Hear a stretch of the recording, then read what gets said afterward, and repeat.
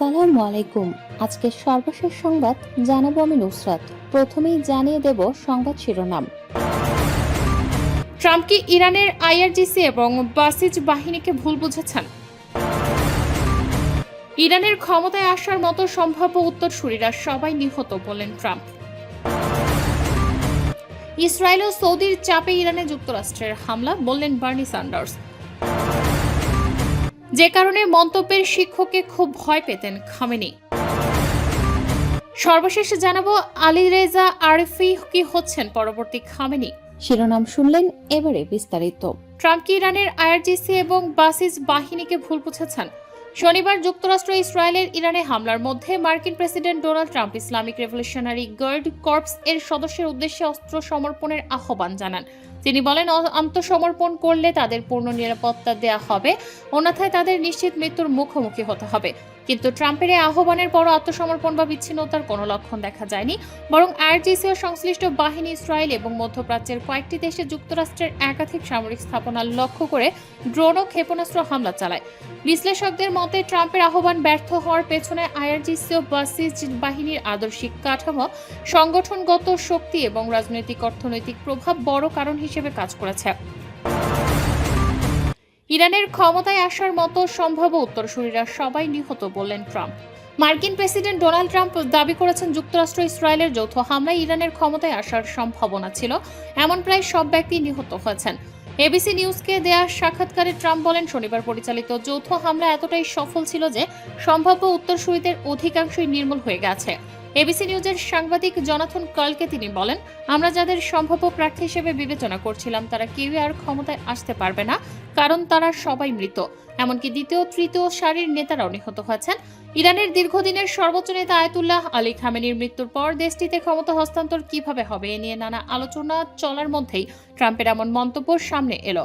খামেনিকে হত্যার প্রসঙ্গ উল্লেখ করে ট্রাম্প বলেন, তিনি মরার আগেই আমি তাকে শেষ করেছি। তারা দুবার চেষ্টা করেছিল, কিন্তু আমি আগে তাকে কুপকাত করেছি। ইসরায়েল ও সৌদির চাপে ইরানে যুক্তরাষ্ট্রের হামলা বললেন বার্নি স্যান্ডার্স।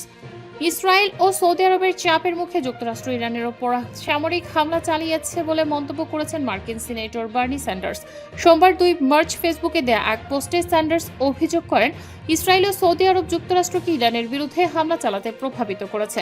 তিনি পোস্টে আরও লিখেছেন, ইসরায়েলের প্রধানমন্ত্রী বেনিয়ামিন নেতানিয়াহু গাজায় 72,000 মানুষকে হত্যা করেছেন, যাদের অধিকাংশই নারী ও শিশু। পাশাপাশি সৌদি আরবকে তিনি একটি নির্মম একনায়কতান্ত্রিক রাষ্ট্র হিসেবে উল্লেখ করে বলেন, সেখানে ভিন্ন মতের কোনো স্থান নেই। যে কারণে মক্তবের শিক্ষককে খুব ভয় পেতেন খামেনি। 1939 সালে উত্তর পূর্ব ইরানের মাজদাহ শহরে এক ধর্মীয় পরিবারে জন্ম নেয়া আয়াতুল্লাহ আলী খামেনি তার পরিবার জাতিগতভাবে আজারবাইজানি। প্রতিবেশী ইরাক থেকে তাদের পূর্বপুরুষেরা ইরানে এসে বসতি স্থাপন করেন। প্রথমে তারা উত্তর পশ্চিমাঞ্চলের তাবরিজে বসবাস শুরু করেন, পরে ধর্মীয় তীর্থস্থান হিসেবে পরিচিত মাশহাদে চলে যান। সেখানে খামেনির বাবা একটি আজারবাইজানি মসজিদের ইমাম হিসেবে দায়িত্ব পালন করেন। 8 ভাই বোনের মধ্যে খামেনি ছিলেন দ্বিতীয়। তার বাবা সৈয়দ জাওয়াদ খামেনি ছিলেন স্থানীয়ভাবে সুপরিচিত একজন শিয়া পণ্ডিত। মা খাদিজে মির্দামাদিও একজন ধার্মিক নারী ছিলেন। খামেনির মা খাদিজে মির্দামাদি ছিলেন কুরআন ও বই পাঠে আগ্রহী। তিনি ছেলের মধ্যে সাহিত্য ও কবিতার প্রতি ভালোবাসা জাগিয়ে তোলেন। আলীরেজা আরফি কি হচ্ছেন পরবর্তী খামেনি? ইসরায়েল ও যুক্তরাষ্ট্রের যৌথ হামলায় ইরানের সর্বোচ্চ নেতা আয়াতুল্লাহ আলী খামেনি নিহত হওয়ার পর দেশটিতে বড় নেতৃত্ব শূন্যতা তৈরি হয়েছে। এমন পরিস্থিতিতে দুই পরাশক্তির বিরুদ্ধে যুদ্ধ চালিয়ে যেতে তড়িঘড়ি করে 3 সদস্যের অন্তর্বর্তীকালীন কাউন্সিল গঠন করেছে তেহরান। এতে প্রেসিডেন্ট মাসুদ পেজেশকিয়ান ও সুপ্রিম কোর্টের প্রধান বিচারপতি গোলাম হোসেইন মেহসিনি এজেইয়ের সঙ্গে স্থান পেয়েছেন দেশটির গার্ডিয়ান কাউন্সিলের সদস্য ও প্রখ্যাত আলেম আয়াতুল্লাহ আলীরেজা আরফি। এই 3 জনের মধ্যে থেকে একজনকে শিগগিরই একজনকে শীর্ষ নেতা নির্বাচন করা হবে বলে ইরানের পররাষ্ট্রমন্ত্রী জানিয়েছেন। এরপর থেকেই আলীরেজা আরফিকে নিয়ে চলছে বিস্তর আলোচনা ও গুঞ্জন। তিনিই কি তাহলে পরবর্তী খামেনি হবেন, এমন প্রশ্ন সচেতন মহলের মুখে মুখে। শৈশবে মায়ের কাছেই কুরআন শিক্ষাসহ ইসলাম ধর্মের অন্যান্য গুরুত্বপূর্ণ বিষয়ে প্রাথমিক জানাশোনা হয় খামেনির।